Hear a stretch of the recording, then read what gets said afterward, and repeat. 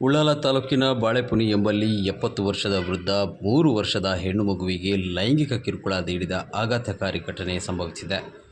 ಅಡಿಕೆ ಅಂಗಡಿಯೊಂದರ ಬಳಿ ಆಟವಾಡುತ್ತಿದ್ದ ಬಾಲಕಿಯನ್ನು ಪುಸಲಾಯಿಸಿ ಕರೆದುಕೊಂಡು ಹೋಗಿ ವೃದ್ಧ ಲೈಂಗಿಕ ಕಿರುಕುಳ ನೀಡಿದ್ದಾನೆ ಎನ್ನಲಾಗಿದ್ದು, ಪೊಲೀಸರು ಆರೋಪಿಯನ್ನು ಬಂಧಿಸಿ ನ್ಯಾಯಾಲಯಕ್ಕೆ ಹಾಜರುಪಡಿಸಿದ್ದಾರೆ.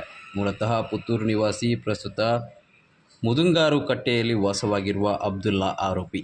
ಮಗು ಆಟವಾಡುತ್ತಿದ್ದಾಗ ಆರೋಪಿ ಲೈಂಗಿಕ ಕಿರುಕುಳ ನೀಡಿದ್ದು, ಅಸ್ವಸ್ಥಗೊಂಡ ಮಗುವನ್ನು ಗಮನಿಸಿ ವೈದ್ಯಕೀಯ ತಪಾಸಣೆ ನಡೆಸಿದಾಗ ವಿಷಯ ಬಹಿರಂಗವಾಗಿದೆ ಎಂದು ಬಾಲಕಿಯ ತಾಯಿ ಕೋಣಾಜೆ ಪೊಲೀಸರಿಗೆ ನೀಡಿದ ದೂರಿನಲ್ಲಿ ತಿಳಿಸಿದ್ದಾರೆ. ಆರೋಪಿ ಅಬ್ದುಲ್ಲನ ವಿರುದ್ಧ ಪೋಕ್ಸೋ ಅನ್ವಯ ಕೇಸ್ ದಾಖಲಾಗಿದೆ.